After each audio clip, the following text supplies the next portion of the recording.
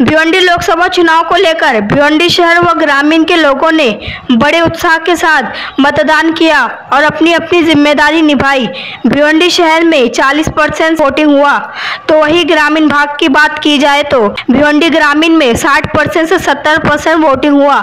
अभी हम आपको दृश्य दर्शाने जा रहे हैं भिवंडी तालुका के दापोड़े गांव की। दापोड़े गांव के लोगों ने भी बड़े ही उत्साह के साथ अपने चहेते उम्मीदवार को जमकर वोटिंग की और जीतकर आने की भी मनोकामना की। आइए देखें वहां का एक दृश्य।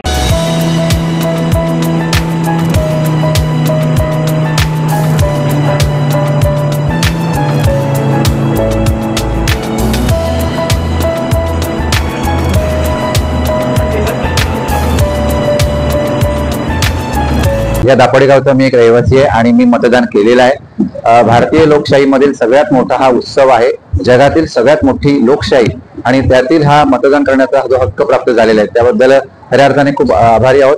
आणि आम्ही सगळ्यांनी मतदान केलेलं आहे। दापोडे गावामध्ये अतिशय उत्साहाने मतदान सुरू आहे आणि व्यवस्थित प्रक्रिया ही शासनाच्या वतीने राबवली जात आहे। तिथे जे कर्मचारी नेमले गेलेले आहेत ते त्या कर्मचाऱ्यांसाठी आमच्या ग्रामपंचायतीच्या वतीने देखील जे काही पाण्याची व्यवस्था असेल, चहाची व्यवस्था असेल तर अतिशय व्यवस्थितपणे त्यांना या ठिकाणी सकाळपासून अगदी कालपासून त्यांची राहण्याची व्यवस्था वगैरे जी आहे ती गावाच्या वतीने अतिशय चांगल्या प्रकारे केलेली आहे। नुकतंच मला त्यातील एक कर्मचारी भेटले होते आणि त्यांनी देखील एक चांगला सकारात्मक या ठिकाणी आम्हाला सहकार्य सांगितलं की खूप छान पद्धतीने गावाच्या वतीने सहकार्य आहे, अगदी सुरळीतपणे आनंदाने शांततेने या ठिकाणी गावामध्ये हे मतदान चालू आहे।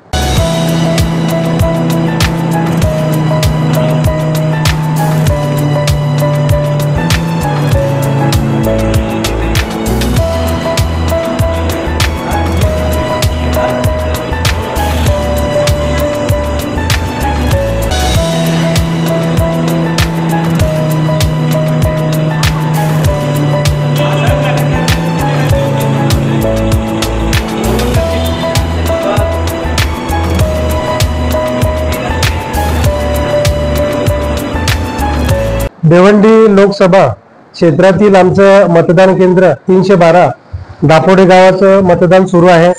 सकाळी बरोबर 7 वाजल्यापासून मतदान सुरू झालं आणि आमच्या गावातील नागरिकांनी या मतदानासाठी चांगला मोठ्या प्रमाणात प्रतिसाद दिलेला आहे।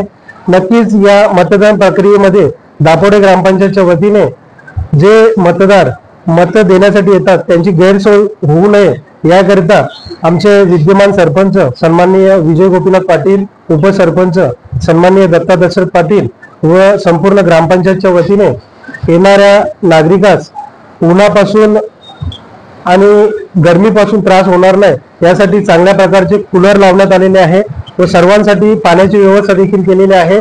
आणि या आमच्या मतदान केंद्रावर जे अधिकारी, निवडणूक अधिकारी आहेत त्यांच्याकरिता चहा पाण्याची व्यवस्था, जेवणाची व्यवस्था देखील कालपासून चांगल्या पद्धतीने केलेली आहे। हे आमचं खरोखरच गावाचं चांगलं एकता आहे, त्यामुळे सर्व गोष्टी आम्ही चांगल्या पद्धतीने करतो। आणि सकाळपासून जवळजवळ आमच्या मतदान केंद्रावर 1377 वोटिंग आहे, त्यापैकी जवळजवळ 800 850 वोटिंग झालेले आहे।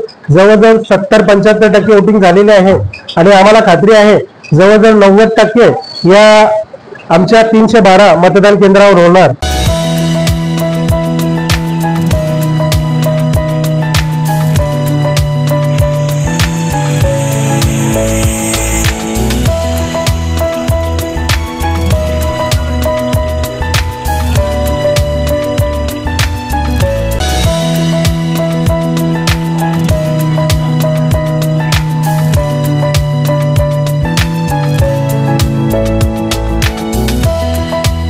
आमच्या गावामध्ये एकदम शांत पद्धतीत मतदान होतो आणि फार मोठ्या उत्साहाने हा मतदान होतो।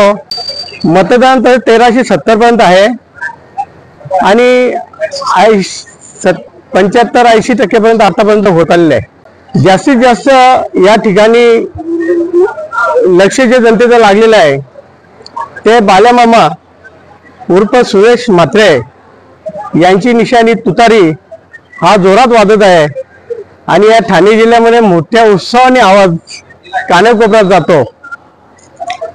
तर बाल्यामामाच एक नंबरला निवडून येणार आहे आणि या ठाणे जिल्ह्याला एक नवीन खासदार कार्यसम्राट असा मिळण्याची अपेक्षा आहे आणि लोकांनी चांगल्या प्रकारे यांच्यासाठी जोर मारलेला आहे.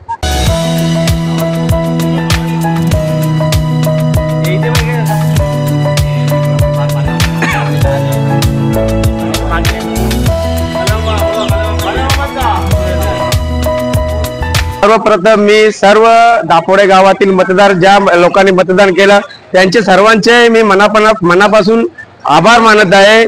आणि प्रत्येकाने आपल्या मतदानाचा अधिकार मांडावा येते.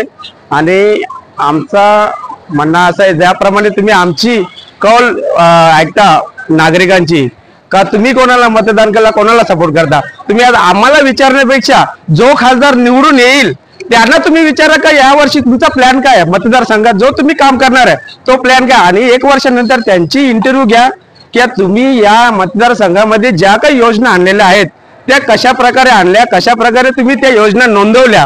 कारण आज तुम्ही माझी इंटरव्ह्यू घेतला, तुमच्या पत्रकाराच्या मध्ये एवढी हिंमत पाहिजे का तुम्ही जोही उमेदवार निवडून येईल त्याची तुम्ही वर्षातून एकदा कमीत कमी ही पत्रकार परिषद घेतली पाहिजे आणि त्यांना विचारलं पाहिजे का तुम्ही या मतदारसंघामध्ये ज्या योजना आणल्यात त्या कशा राबवल्यात. रस्ते, पाणी, आज स्वातंत्र्य होऊन 75 वर्ष होऊनही दुष्काळ येतो, पाणी भेटत नाही.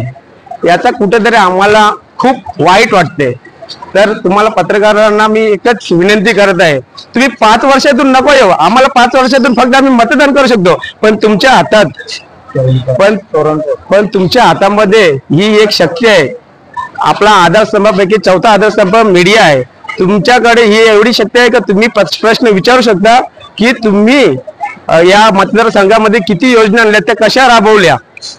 तेवढं तुम्हाला एक विनंती करतो की कमीत कमी वर्षातून एकदा. आणि टोरंट पॉवर ही आमच्यासाठी लागलेला एक अक्षरशः कलंक आहे. एकदम घाणेरडे प्रकारची ही विद्युत वाहिनी आहे आमच्यासाठी. उभे किती पण बिल पाठवतात. आज तुम्ही पाहता तर एप्रिल, मे, जून या 3 महिन्याचा लाईट तीच, पण 3 महिन्याचं एक्स्ट्रा बिल पाठवतात. ते पावतीमध्ये लिहून पण देतात का तुम्ही 3 महिन्याचं तुमचं एक्स्ट्रा बिल वाढवून दिलेलं आहे. त्याचा कुठलंही कारण नसताना